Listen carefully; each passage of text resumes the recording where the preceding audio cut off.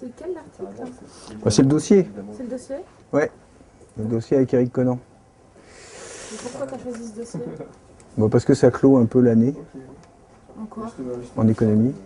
Toute l'année, Marianne a suivi cette crise avec beaucoup de passion, toute l'équipe du service économie, mais toute la rédaction en général, parce qu'elle mettait en scène la crise du capitalisme financier. C'était un sujet qu'on avait mis en exergue à Marianne dès 2006. On peut se vanter à Marianne d'avoir été un des rares médias à avoir pensé que le capitalisme financier pouvait amener à une crise majeure.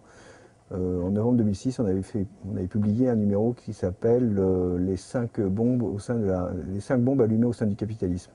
Dedans, il y avait déjà les subprimes, il y avait la titrisation, il y avait toutes les choses dont on entend parler maintenant dans tous les journaux. Donc on a suivi cette crise, elle s'est développée et on a ressenti le besoin, à un moment donné, de plus être dans la critique, dans l'observation du développement de la crise économique, financière d'abord, et ensuite touchant proprement l'industrie, provoquant le chômage. On pense que les gens ont besoin aussi de voir qu'est-ce que pourrait être une alternative à ce système qui est en train d'exploser sous leurs yeux.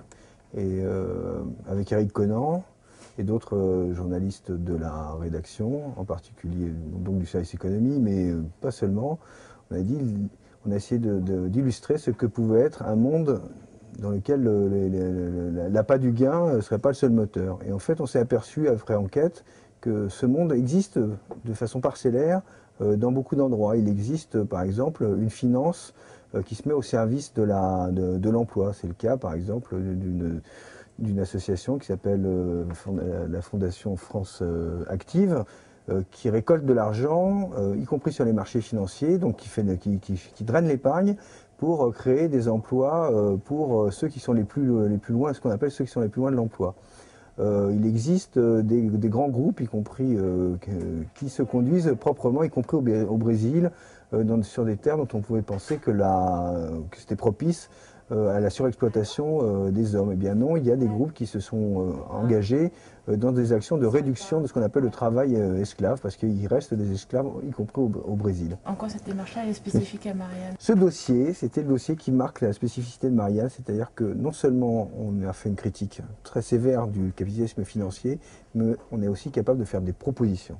Et non seulement ce dossier illustre un autre monde est possible, mais il y a aussi tout un programme, ce qu'on pourrait appeler un programme de Marianne, sans trop exagérer non plus notre caractère, qui donne les voies pour l'accession à ce monde, à cette possibilité d'un autre monde.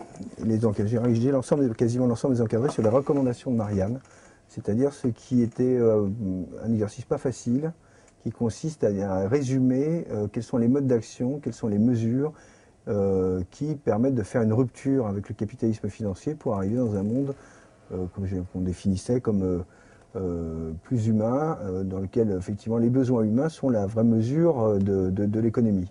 Ce qui fait donc l'âme de Marianne, c'est d'être à la fois un journal qui commente l'actualité, qui va chercher l'actualité, qui va chercher l'information, qui la commente, mais qui est aussi pour ses lecteurs un moyen d'envisager le monde autrement.